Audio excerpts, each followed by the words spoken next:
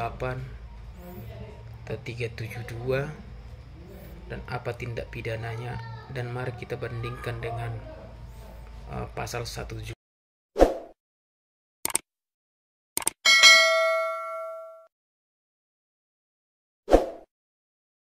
Oke, baik rekan-rekan semuanya, kembali lagi di channel kita. Jadi malam ini kita akan membahas terkait pengertian dari pasal 378 atau 372 dan apa tindak pidananya, dan mari kita bandingkan dengan pasal 170. Kenapa kita bilang begitu? Ada kemarin masyarakat biasa mengadu sama kita atau mengadu ke kantor hukum Jerman Serikat dan rekan, yang mana ceritanya seperti begini. Jadi klien ini dia sebagai pekerja atau bisa mengerjakan interior holding atau kitchen set rumah, yang bisa itu di dapur, lemari dapur. Jadi pada saat terjadi pekerjaan interior holding ini, pemberi kerja ini menawar dengan harga 11 juta. Akan tetapi yang mendapat pekerjaan ini atau si A, dia masih diberikan DP atau uang pertama itu sekitar 5 juta. Artinya apa?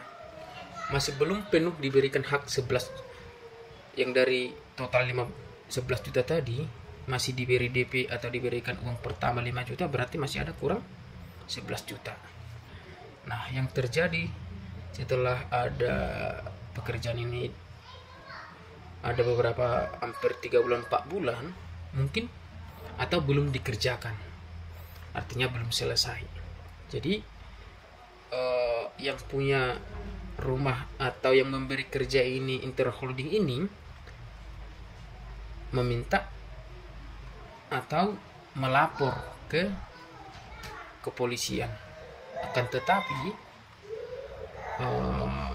yang menerima pekerjaan ini, yang mendapat uang 5 juta tadi ini, dalam laporan polisinya atau pengaduannya itu dia dibuat pasal 378 dan pasal 372. Pertanyaannya, dalam pengertian pasal 372 ini jelas dibilang mengatur tentang tindak pidana penggelapan, yang artinya barang siapa dengan sengaja melawan hukum memiliki barang sesuatu seluruhnya, sebagian kepunyaan orang lain, tetapi yang dalam kekuasaan bukan karena kejahatan diancam penggelapan.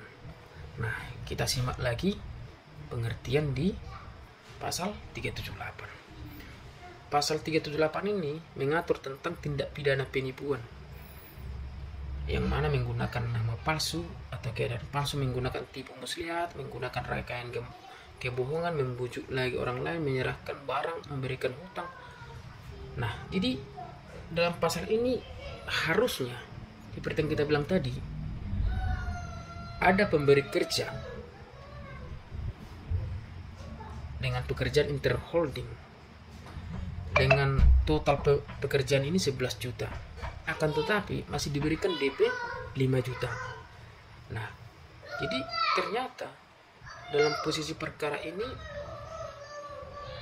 belum sepenuhnya diberikan total 11 juta tadi. Dengan catatan yang menerima pekerjaan ini belum mengerjakan dan dia mau mengerjakan itu, artinya belum menolak pekerjaan itu dan dia siap mengerjakan itu. Akan tetapi di dalam pasal 372 378 itu kan dia dibilang ingin memiliki barang atau menipu muslihat. Nah, di sini jelas yang seharusnya dilakukan oleh pemberi kerja ini adalah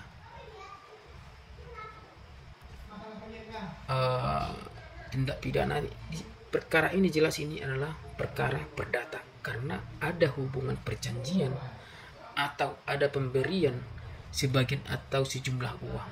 Akan tetapi kita jelas di sini melihat seperti yang saya bilang, yang menerima pekerja ini kemarin dia langsung dijemput paksa ya dari rumahnya malam-malam tanpa ada SP1, tanpa ada SP2 sampai SP3. Sementara seperti kita bilang, pelapor ini hanya memberikan bahwa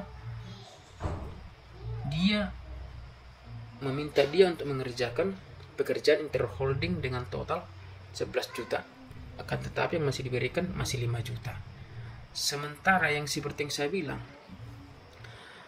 kenapa pasal 372 atau pasal 378 ini bisa memiliki perhatian khusus? Dalam arti perhatian khusus ini, pelaku atau yang menerima pekerjaan tadi itu langsung ditahan. Sementara yang laporan kita yang seperti yang saya maksud pasal 170 KUHP tadi itu, penganiayaan ini, korban ini sudah diperiksa 3 kali, bukti visum sudah lengkap, alat bukti yang dilakukan penganiayaan pada saat itu sudah dikasih. Akan tetapi para pelaku penganiayaan tersebut masih berkeliaran atau belum ditahan. Jadi buat rekan-rekan advokat atau rekan-rekan pengacara yang mengalami tindak seperti begini, sebaiknya kita lakukan adalah no viral, no justice. Karena kenapa? Kadang ada oknum penyidik ini kurang mengerti apa yang dilakukan. Makanya ada kadang perbuatan melawan hukumnya.